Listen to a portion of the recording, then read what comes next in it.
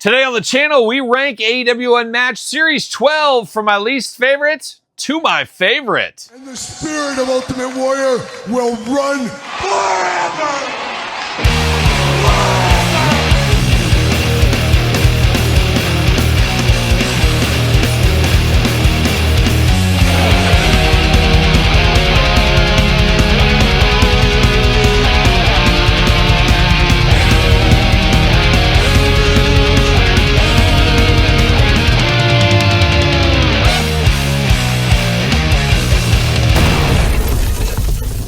Welcome everyone, Kyle here, and welcome back to the channel for another set rankings video. And today we're going to whip through AEW Unmatched Series 12. Now, Series 12 Unmatched, an interesting set with only 5 performers in the set. We do know Kenny Omega was supposed to be the 6th one. However, for whatever reason, that Kenny Omega figure was moved as a Walmart exclusive. Currently on the pegs at Walmart as an exclusive right now. So I guess you could kind of throw him in here, but we're not going to do that as it wasn't officially part of the set. Just early listings showed that one there. But of course, we're going to do this set rankings like we do all the other set rankings on this very YouTube channel. We're going to start at number 5 in this case, being my least favorite, working my way to my favorite, which would be number 1. And as usual, this is my list. Put your list in the comments down below. Your list 100% right, my list 100% right. In an interesting set here because we know from Jazzwares, Unmatched, Unrivaled, etc., the biggest gripe I hear from the fan community is we don't get new talent. We don't get new talent. Same old people all the time. It's the Young Bucks. It's Kenny Omega. It's Moxley and so forth, so forth. Well, this set, a lot of diversity with this one here. Roderick Strong, first time in the line. Juice Robinson, first time in the line. Mercedes Moné, first time in the line. The Nature Boy, Ric Flair, first time in the line. With only Jon Moxley, one of those guys that gets griped about a lot. And we're going to gripe about him here in a second, of course. But a lot of new blood in this set. Of course, Moxley and Flair being the Chase Rare editions. We'll track those down. Maybe eventually I will definitely pick up the Flair. The Moxley, if I see it at the store, I'll pick it up. But I don't know if I'll dive into that one a little bit further. But let's start it off. Let's start this countdown. And of course, before we get to that, though, I should say, check out Ringside Collectibles for all your AEW wrestling figure needs. Use code Kyle, save yourself 10%. This is where I picked this set up. Not sure when these are going to hit retail. Ringside obviously gets these months ahead of time in most circumstances, as we do know. But let's kick it off at number 5. And number 5, an easy selection for me. This isn't just the worst figure in this set. This could be my least favorite AEW figure this year so far. So we'll save that for best of and worst of lists at the end of the year. But coming in at number 5, easily for me, Jon Moxley, Death Jitsu himself. And the shirt kind of says it all right here, unfortunately. Pure garbage. Man, this is a step back if there ever was one. The last couple of Moxleys have been pretty good, but let's be honest, we've had too many Moxleys. They need to hold the fort down and slow it down a little bit with the Moxley department here. This one has one of the worst head sculpts AEW has given us.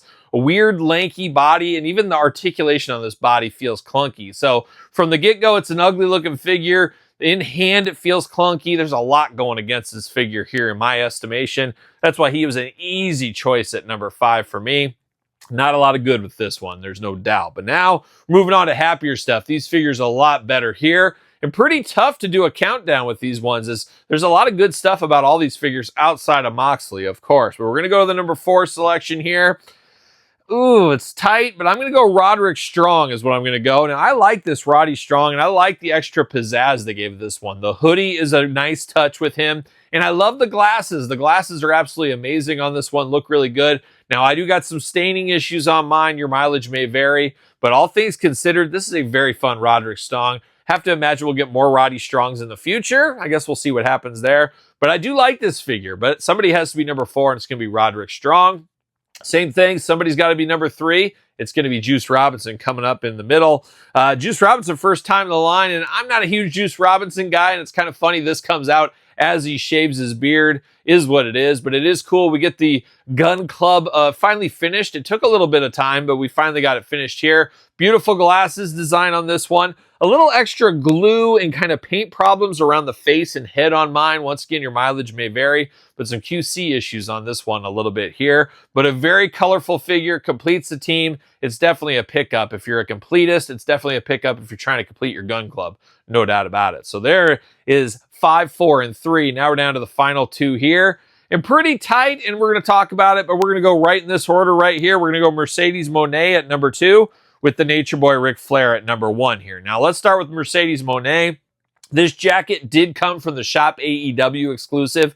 Now, that came with that big fur jacket and a smaller jacket. I said, why not split them up? Why not give this one a little bit more pizzazz? As this one does feel a little bit unfinished. There was no jacket. There was nothing with it. There wasn't even any extra hand accessories, which I found to be a little bit strange. However, we got the knuckle dusters for her. We got the glasses, and we got a lot of different paint in the hair, especially with the dollar bills, All Elite CEO on the back. There's a lot to go with this one here, and I gotta say, Jazzwares killed it with Mercedes Moné.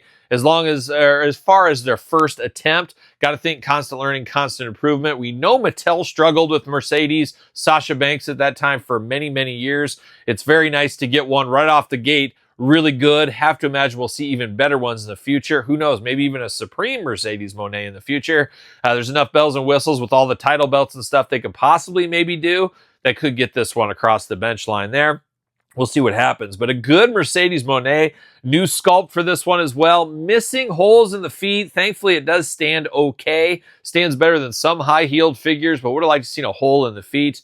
It'll be interesting to see where we go from there with future ones. And of course, we did get the Shop AEW one. And if I had to throw that in the mix, that would probably take the top spot in all honesty with that jacket, plus this jacket, plus the extra accessories. That's quite the figure, even though it is very similar to this one after all. And then number 1, is it out of respect for the Nature Boy? Maybe, but I'm a Ric Flair guy. And the head, a little bit less than on this one. It leaves a little bit to be desired. I think we could all agree on that. It's interesting in the luminaries. They kind of give you that glossy kind of look.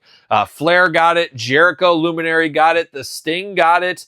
It's just interesting. It's going off of like an old picture or whatever. So it looks like it kind of doesn't belong in the same line a little bit. I don't know, but Ric Flair looks good. And what really puts this one apart, which really sets this up to be number 1 for me, great body style. They got a good body style for Flair. They got a deep cut Flair, apparently from World Class against Terry Gordy is what everybody's telling me in the comments. So shout out to those comment people. But the robe on this one is absolutely next level. Love the robe on this Ric Flair. Now there's the Chase Rare Edition. That's in the blue robe. I'm here for that as well. Hopefully I can track that down in the future. Probably going to be hard to get, but we'll see. But it is one of 5,000 in the blue robe. But this pink one is very, very nice. This is a very fun Ric Flair figure. Head sculpt is the worst part of this one here, but it is consistent with other luminaries. So depends how you compartmentalize that in your head, I guess, a little bit. But I'm a big Flair fan, so he does take the top spot, but barely. Got to say, the final 4 here are all really, really good figures and really feels fresh. And that's something the Jazzwares line really needs, is some freshening up. And we're getting that with some new talent here in the next couple of sets as well. So we'll see where the future holds for Jazzwares. We always got to take that business step back and realize this isn't Mattel after all. It's a different company with different performers and a different way of going to market and what makes sense for them compared to Mattel. You can put out a Mattel set every couple of months, or actually multiple sets every single month, where Jazzwares, they're not going to be able to do that. They can't sell enough of that product.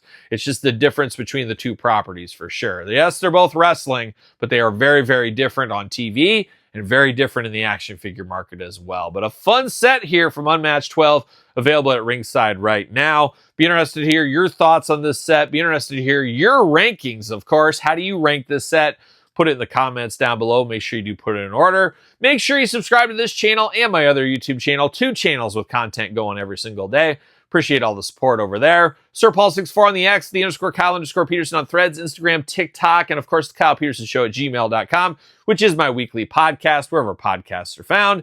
Videocast also on YouTube. Check out Patreon, check out YouTube channel memberships to support the channel, and check out my books on Amazon and Barnes & Noble. Complete Guide to the ECW Original San Francisco Toy Makers, and the Complete Guide to the Jakks Classic Superstars series. So for Unmatched Series 12, I'm Kyle. See you guys all real soon.